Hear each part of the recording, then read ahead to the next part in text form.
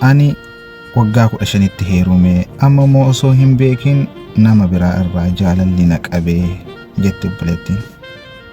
Sheekana warri manaa gootanii garjara namaali garuu.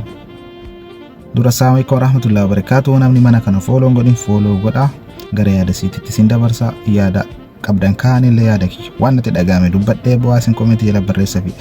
assalamu alaikum warahmatullahi wabarakatuh jette akkanaaf deebistuu abdiin qaba. Ani waggaa 15tti heerume. Waggaa 15tti heerume warratu na kenne ani hin jaalanne amma immoo erga biyyaa bahee waggaa 2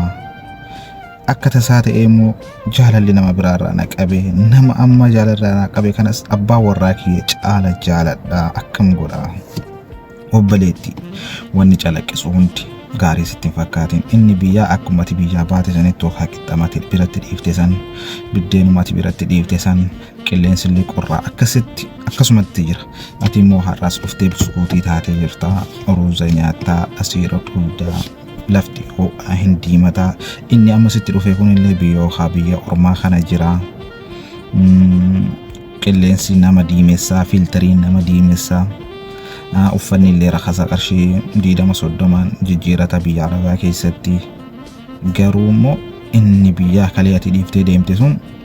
akkasuma sanitti jira garuu keessi isaa immoo akkuma si jaalatetti jira keessi isaa qulqulluudha yookaan inni si wajjin guddachuuf si jaalate si eega ijoolleen hedduun bultiin isaanii kan diigamaniif shamarran keenya kan asii dhiisanii ka biyyaa dhiisanii ka amma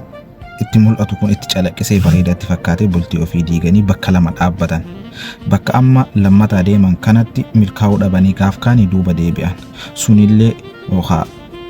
bultii biraa keessa seenaa boodamuu bakka dhaabbatan dhabanii ifaajii ofii ka waggaa 2 ka waggaa 5 jaarsa duraatitti ergan dhiisanii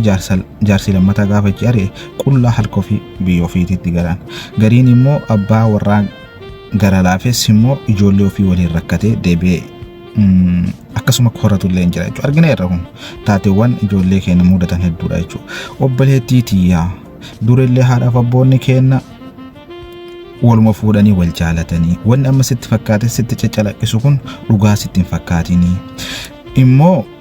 ati amma maqaa lama qabda keeka harkaa qabdu kana dhiiftee ka amma haarawa kana biratti yoo deemte yookaan wanni sun akkasii mijaa'uu danda'a gaafa of duuba deebitu immoo bakka beeka akkatti dhaabatte illee of laali maqaan keellee hin tolu kama duraa san jabeeffadhu seen jechuu barbaada innaa yaada biraa hoo qabaatan barreessaa fi kan ba'ee soqutti kan okotaa of harkaan buusinii saameeku.